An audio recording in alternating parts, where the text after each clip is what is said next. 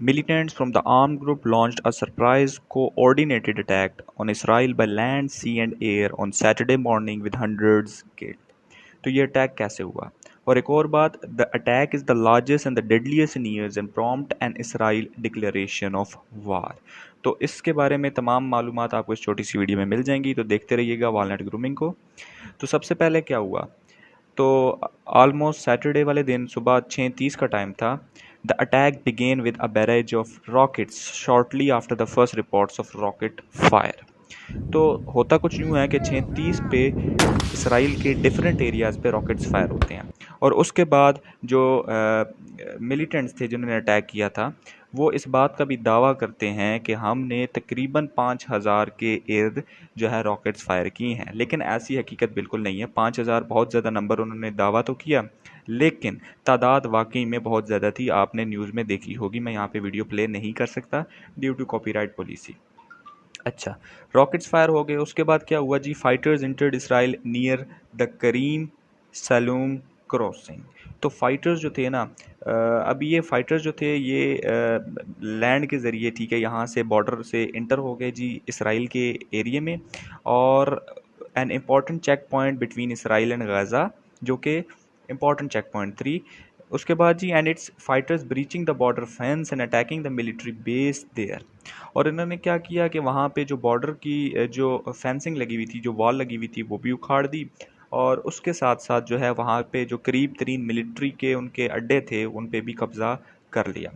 तो उसी के साथ सेम टाइम में, ठीक है, एक और जगह से भी अटैक किया, ठीक है, ये अटैक हुआ था जी सलूम क्रॉसिंग पे, और इसी के साथ साथ fighters also raided and captured Israel Erez border crossing station targeting checkpoints like these enabled to neutralize clusters of Israeli forces and spread into nearby towns with less resistance।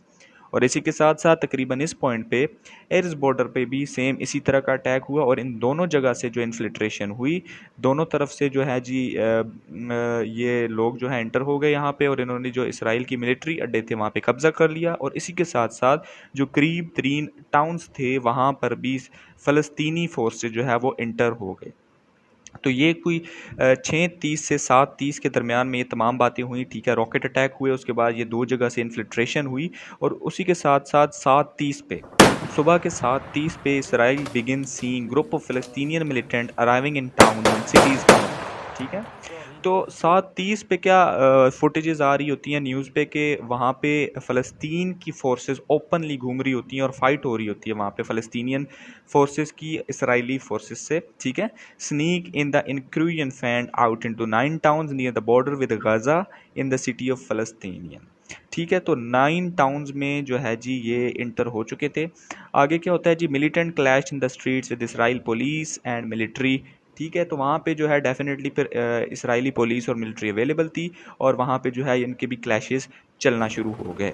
उसी के साथ by let morning, ठीक है, उसी सुबह थोड़ा time बाद, ठीक, क्या हुआ, फ़लस्तीनी militant begin destroying sections of the border barrier.